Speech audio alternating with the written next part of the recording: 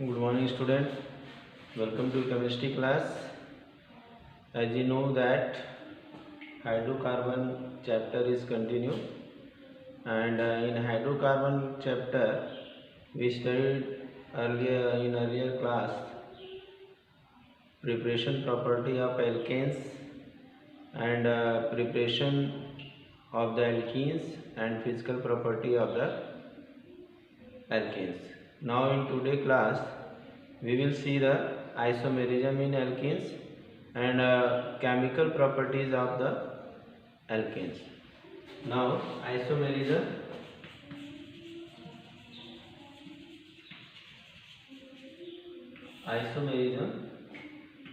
in alkenes.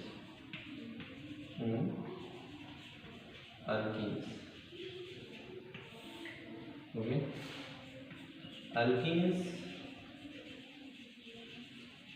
So both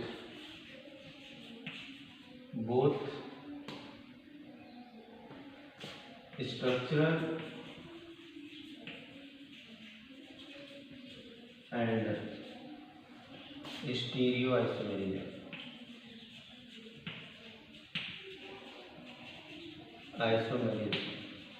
Okay, in structural isomerism,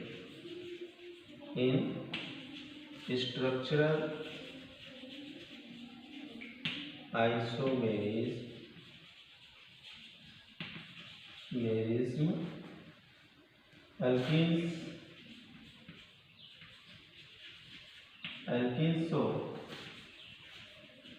so chain isomerism and position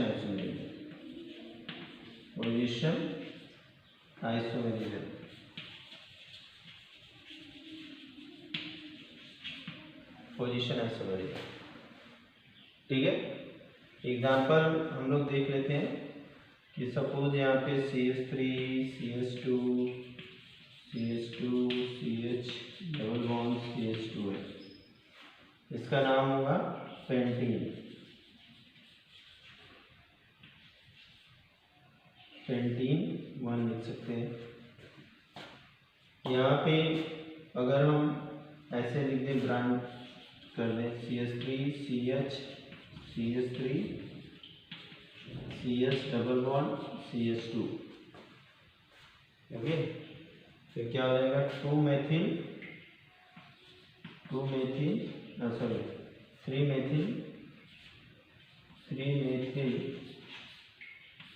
pentene.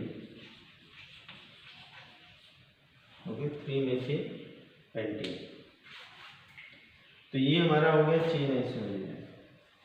अब position isomerism को देखना चाहें तो position isomerism क्या होगा, यहाँ पे हम देखेंगे CH3 CH2 CH double bond CH2, तो ये हो गया पेंटीन 1। और यहाँ पे CH2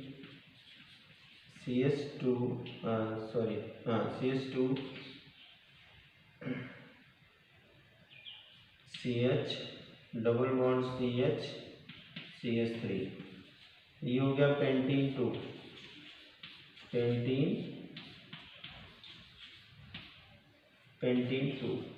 ठीक है, ये हमारा हो गया स्ट्रक्चरल आइसोमेरिज्म। ये एग्जांपल हो गया हमारा चेन आइसोमेरिज्म का,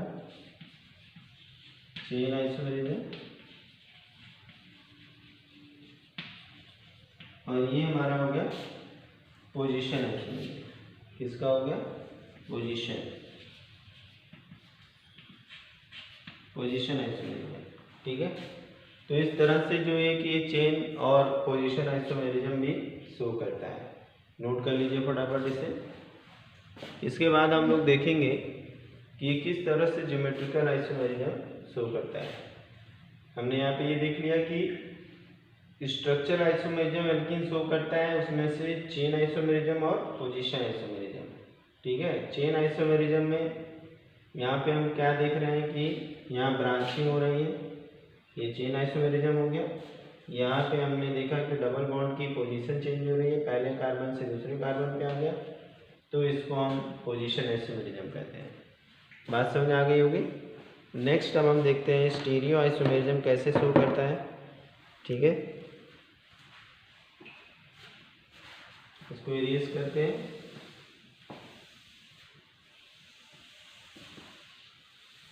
वीडियो को पॉज करके भी नोट किया जा सकता है, इतना सफिशिएंट टाइम है। अब इसके बाद हम लोग देखेंगे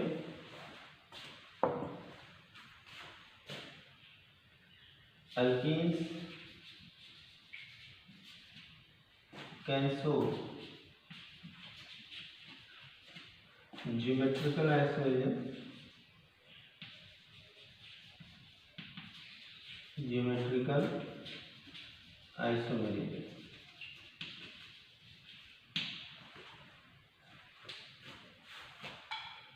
इन स्टीरियो आइसोमेरिज्म। ओके, यहाँ पे हम एक एग्जांपल ले लेते हैं। 2-ब्यूटीन CH3H CH3H, ये है ब्यूटोइन। अब यहाँ पे सिमिलर ग्रुप एक साइड में दिख रहा है, तो ये हमारा सिस ब्यूटोइन बन गया। और इसके बाद क्या होगा, यहाँ पे होगा रिपल्सन, और इस रिपल्सन के कारण जो होगा रोटेशन एक एक्सिस पे, तो यहाँ पे हो जाएगा CH3 तो अपनी जगह पे रहेगा, H अपनी जगह पे रहेगा, और ये H हो जाएगा, और ये CH3 हो जाएगा, और इसको हम बोलेंगे ट्रांसब्यूटोइन। तो ये अब यहाँ पे क्या हो गया, ये एक दूसरे के बीच में डिस्टेंस क्या हो गई, इतनी हो गई। यहाँ पे ये मिनिमम रिपल्सन,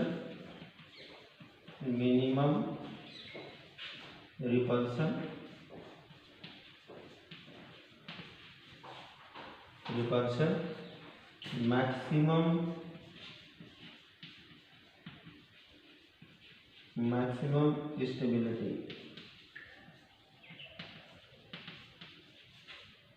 ठीक है, और यहाँ पे क्या है, मैक्सिमम रिपल्सन,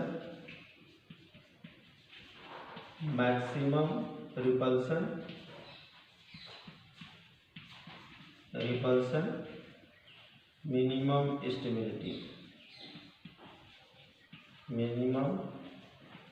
स्टेबिलिटी,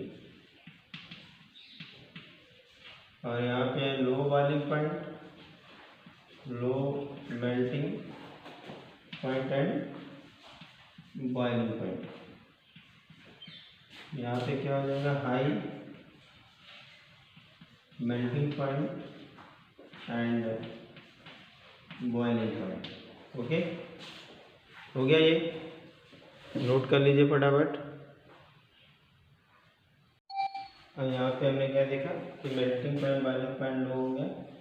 अब यहाँ पे हमें म्यू जो है कि जो मैग्नेटिक मोमेंट है, वो मैग्नेटिक मोमेंट कुछ ना कुछ मिलेगा आपको, 0.337 D, और यहाँ पे μ=0।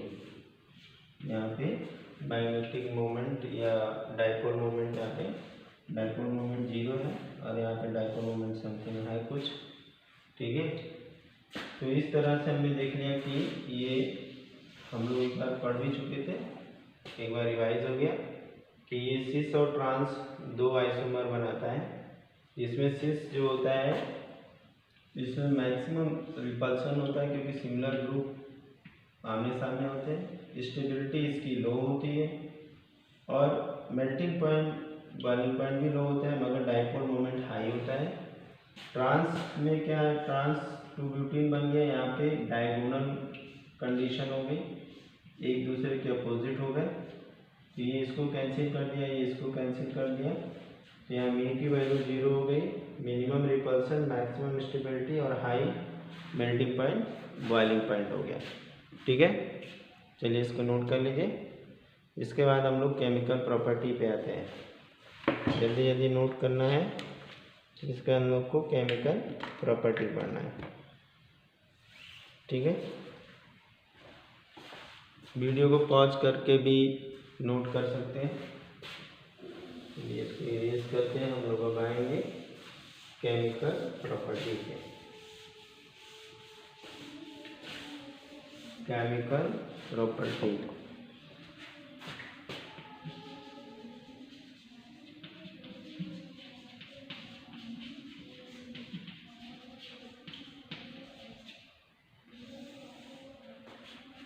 ठीक है। केमिकल प्रॉपर्टीज में हम लोग देखेंगे, चूंकि ये देख रहे हैं कि एल्कीन के पास क्या है,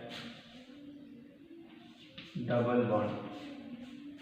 डबल बॉन्ड का मतलब क्या हुआ, एक रिएक्शन तो पक्का है यहाँ पे, एडिशन रिएक्शन, एडिशन रिएक्शन, और दूसरा एलिमिनेशन भी हो सकता है, एलिमिनेशन। ये दो रिएक्शन यहाँ पे हो सकते हैं। ठीक है, यहाँ पे कितने रिएक्शन हो सकते हैं, 2 रिएक्शन। तो एक तो यहाँ पे एडिशन रिएक्शन देगा और एक एलिमिनेशन रिएक्शन देगा। तो एलिमिनेशन रिएक्शन देगा तो जो है कि एल्कीन बनेगा। ठीक है, इससे पहला रिएक्शन देखते हैं, addition of dihalogen, addition of di. तो यहाँ पे अब हम एडिशन देख लेते हैं, एडिशन ऑफ हैलोजन। पहला है एडिशन ऑफ हैलोजन। ठीक है, यहाँ पे अगर हम कोई भी Br2 इन CCl4, तो यहाँ पे ये डबल बॉन्ड, यहाँ पे Br, यहाँ Br, यहाँ पे Br जुड़ जाएगा। एग्जाम्पल के लिए हम लेते हैं ईथीन। ठीक है, CH2 डबल बॉन्ड CH2, ये ईथीन। अब यहाँ पे हम Br2 को ऐड करेंगे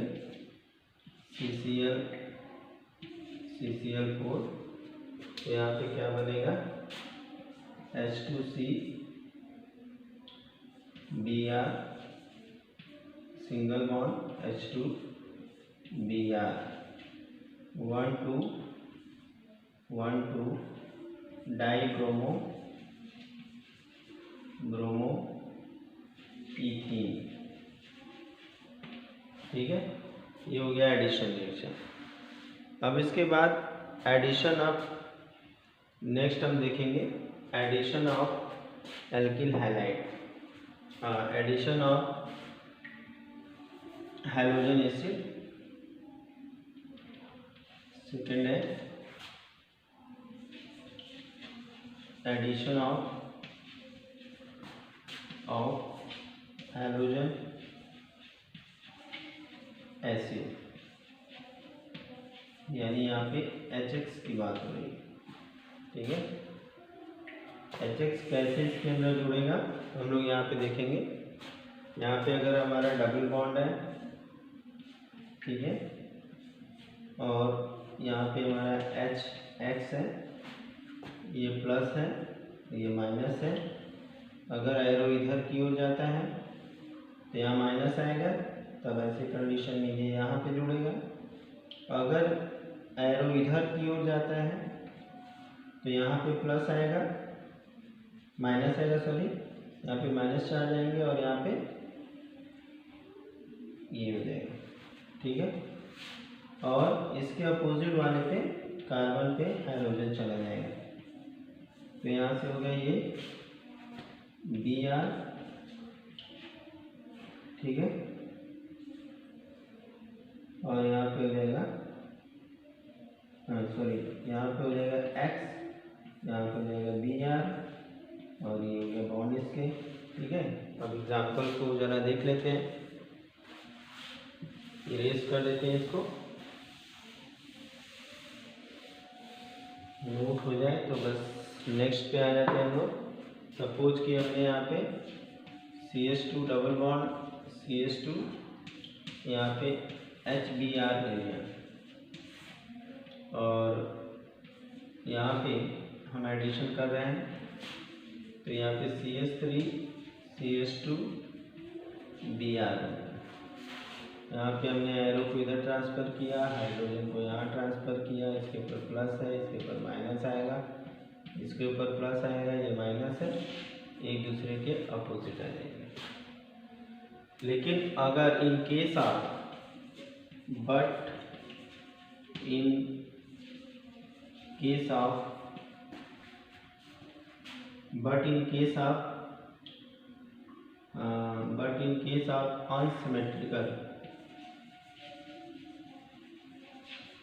unsymmetrical alkene,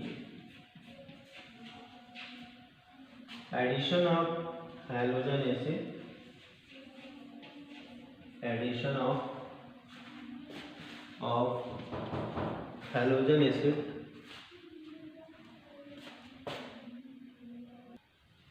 तो यहाँ पे क्या होगा, in case of unsymmetrical alkene addition of halogen acid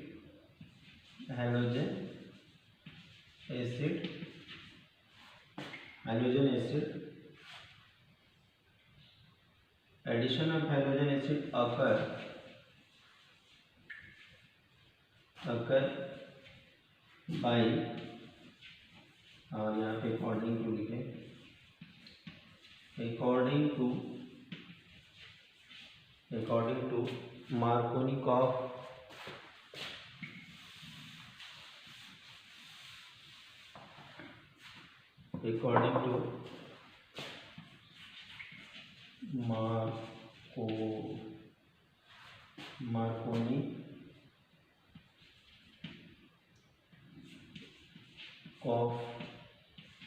rule, according to Markovnikov rule and anti-Markovnikov rule,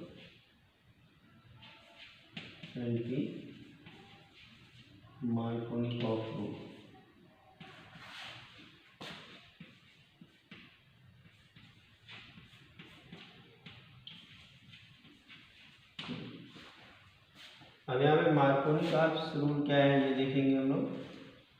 तो अकॉर्डिंग टू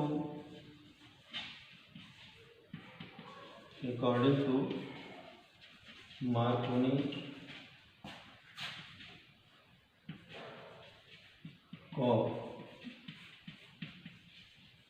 रूल क्या होगा, सपोज कि ये हमारे पास कोई अनसिमेट्रिकल एल्कीन है, ठीक है, हमें HBr को जोड़ना है, तो हमें हाइपर कॉन्जुगेशन को ध्यान में रखते हुए कि स्टेबल स्ट्रक्चर मिले, तो मार्कोनिकॉव कहता है कि जब भी एडिशन होगा हाइड्रोजन से उस डबली बॉन्डेड कार्बन से होगा जिसके पास हाइड्रोजन कम से कम हो, यानी ये इलेक्ट्रॉन इधर क्यों ट्रांसफ़र करेगा, तो ये है प्लस, ये है माइनस, तो ये प्लस माइनस के पास और यहाँ पे प्लस आएगा तो ये माइनस प्लस के पास चला जाएगा। तो ऐसे कंडीशन में जो रिजल्ट आएगा CH3 CHBr हो जाएगा, यहाँ पे CH3 हो जाएगा, यहाँ पे क्या हो जाएगा CH3 हो जाएगा, ठीक है। अब ये क्या था हमारा प्रोपीन 1 और ये हो जाएगा 2 ब्रोमो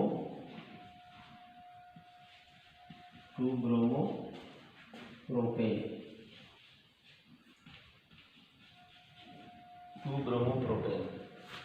ठीक है। तो एक बार फिर से बता देते हैं, मार्कोनिकॉव रूल कहता है कि एसिडिक मीडियम में एडिशन जो है H+ का उस डबली बॉन्डेड कार्बन से होगा जहाँ पे हाइड्रोजन ज़्यादा होगा और हाइड्रोजन का उस कार्बन से होगा जहाँ हाइड्रोजन कम होगा, ठीक है। फिर से एक बार सुन लेते हैं कि इस नियम के अनुसार कोई भी अनसिमेट्रिकल एल्कीन है तो ऐसे में हाइड्रोजन उस कार्बन के पास जाएगा जहाँ पे हाइड्रोजन ज़्यादा होगा। ऐसा डबली बॉन्डेड कार्बन जिसके पास हाइड्रोजन ज़्यादा हो वहाँ पे हाइड्रोजन जुड़ेगा, और ये हाइड्रोजन उस कार्बन से जुड़ेगा डबली बॉन्डेड कार्बन से जिसके पास हाइड्रोजन कम हो। तो ऐसे कंडीशन में हमें दो CH3 ग्रुप मिल गए। ये हमारे अल्फा अल्फा हो गए, ये अल्फा हो गया, ठीक है। तो ऐसे कंडीशन में यहाँ पे लगभग 6 हाइपर कॉन्जुगेटिव स्ट्रक्चर मिलेंगे, ठीक है। अब इसके बाद एंटी मार्कोनी का क्या कहता है उसको हम देख लेते हैं। एंटी मार्कोनी का आपके हिसाब से क्या होगा, ठीक है, उसे भी देख लेते हैं। अकॉर्डिंग टू एंटी मार्कोनी का,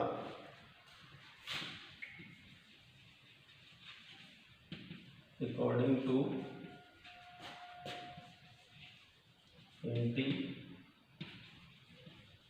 मार्कोनी ऑफ रूल, इसको हम खैरास इफेक्ट भी कह सकते हैं, ब्रैकेट में लिख देंगे खैरास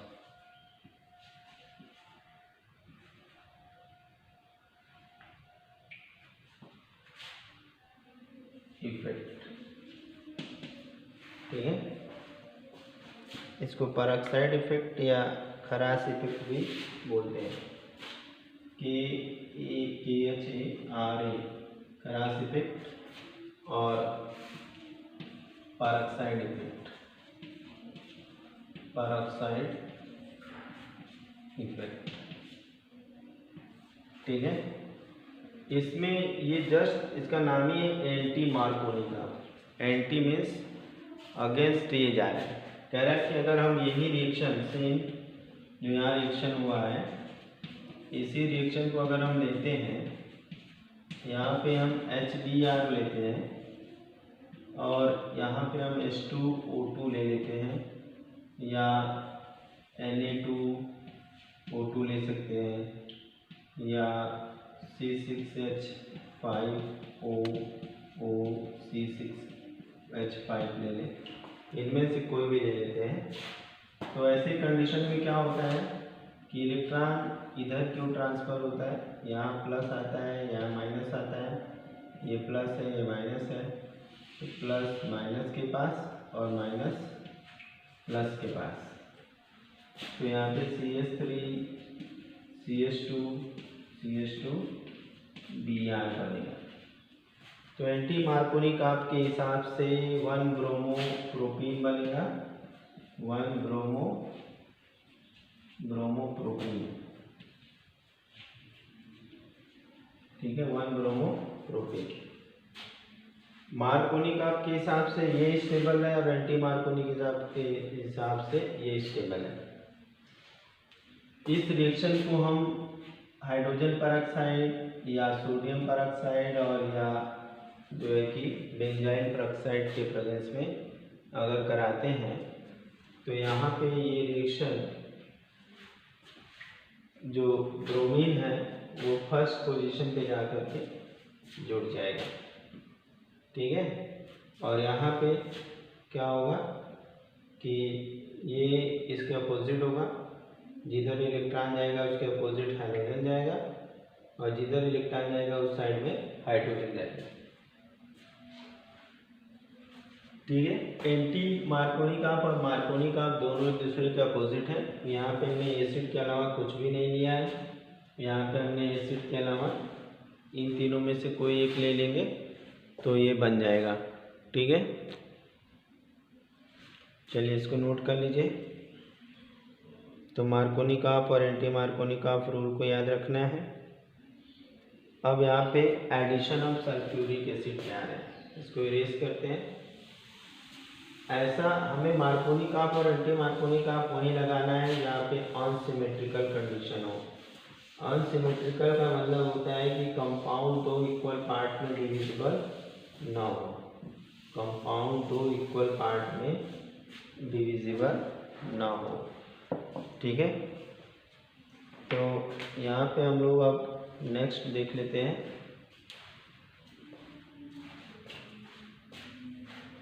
एडिशन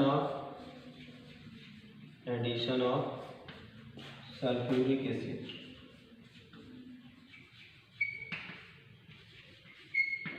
अब हम देखते हैं कि सल्फ्यूरिक एसिड को, सारा एडिशन का रूल वही है, किस तरह से ऐड करना है। ठीक है, चलिए यहाँ पे हमारे पास है CH3 CH2 double bond CH2, हमारे पास है HO SO3H, ये सल्फ्यूरिक एसिड H2SO4, इसको हमने लिख दिया HO SO3H के फॉर्म में। यहाँ पे क्या होगा, इलेक्ट्रॉन इधर आएगा। ठीक है, ये हमारा नेगेटिव पार्ट है, ये हमारा पॉजिटिव पार्ट है। ठीक है, तो यहाँ पे हो जाएगा CH3 CH OH CH2 O CH2 SO3H। ठीक है, ये बन गया हमारा एडिशन हो गया। ये propyl hydrogen sulphate, hydrogen sulphate. इसी चीज़ को हम ऐसे लिख दें तो अच्छा रहेगा एक लाइन में। ठीक है, तो क्या होगा, ये हो जाएगा CH3 CH O SO3H और यहाँ पे CH3। ठीक है, ये प्रोपिल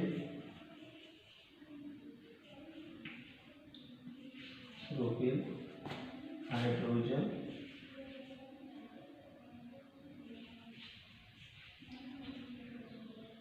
सल्फेट।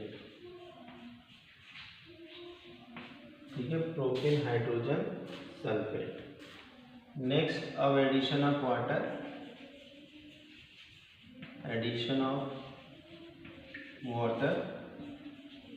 देखते हैं एडिशन ऑफ वाटर कैसे होता है। ठीक है, तो यहाँ पे हम CH3 CH डबल बॉन्ड अगर CH2 लेते हैं, वाटर मॉलिक्यूल ऐड करना है, तो हम लोग जानते हैं कि वाटर में दो चीज़ें होती हैं H2OH। तो अगर हम इसको यहाँ पे इलेक्ट्रॉन ट्रांसफ़र करते हैं, ये प्लस है ये माइनस है, तो यहाँ चला जाएगा और ये यहाँ आ जाएगा। तो यहाँ से बन जाएगा CH3 CH OH CH3। तो ये हमारा जो है कि प्रोपीन कन्वर्ट हो गया,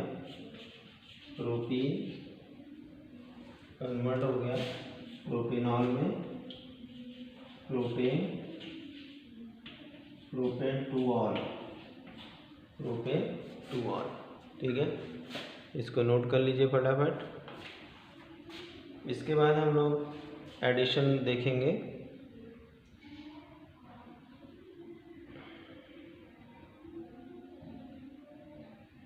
हो गया, चलिए इसको इरेज करते हैं और हम लोग नेक्स्ट टॉपिक पे आते हैं। ठीक है, नेक्स्ट यहाँ पे हम देखेंगे ऑक्सीडेशन रिएक्शन।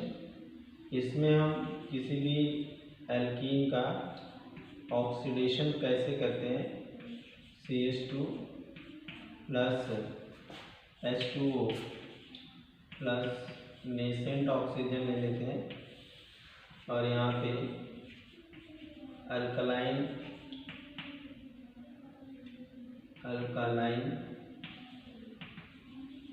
KMnO4 ले लेंगे। यहाँ से CH2OH और CH2OH बन जाएगा। तो ये हमारा ऑक्सीडेशन रिएक्शन है। ये हमारा एल्कीन था, इथीन, और ये हो गया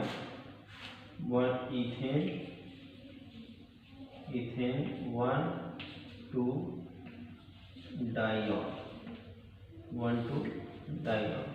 ठीक है, इसको हम एथिलीन ग्लाइकोल भी बोलते हैं।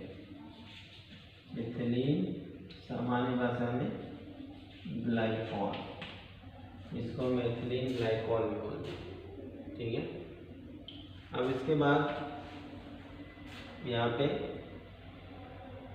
अगर इसी रिएक्शन को हम CH3 whole twice C double bond CH2 लेते और ऑक्सीडेशन कराते, ठीक है, सेम कंडीशन में। ठीक है, एल्कलाइन या एसिडिक के R2CR2 वो सेम है। ठीक है, तो क्या बनेगा, यहाँ पे हम H+ एसिडिक मीडियम लिए हैं, यहाँ पे KMnO4 ले लिया हमने, तो ये बन जाएगा P2 CH3 double bond O। Okay, और क्या बनेगा, CO2 and H2O, CO2 and H2O। ठीक है, तो ये हमारा था क्या, यहाँ पे ये था हमारा 2-मेथिल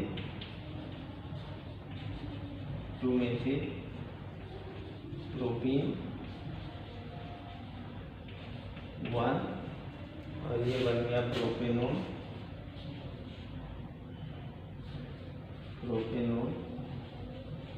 और कार्बन डाइऑक्साइड और प्लस वाटर।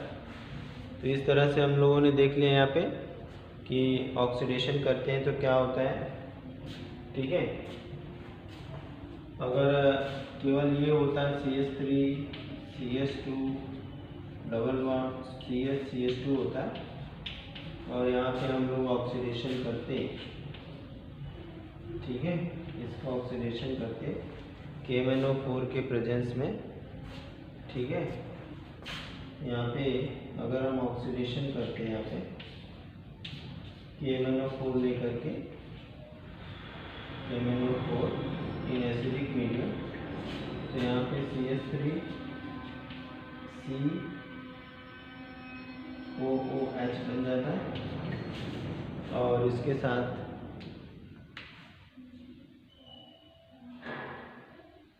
HCOOH बन जाता है। ठीक है, यहाँ से ये ब्रोम ब्रेक करेगा, तो इस तरह से हमें कार्बोक्सिलिक एसिड मिल जाएगा। तो आज हम लोगों ने देख लिया किस तरह से केमिकल प्रॉपर्टी से क्या क्या एडिशन रिएक्शन देखे हमने, और उसके बाद ऑक्सीडेशन रिएक्शन देखे। आज के लिए इतना ही, कल हम फिर मिलेंगे नेक्स्ट टॉपिक के साथ। Have a nice day.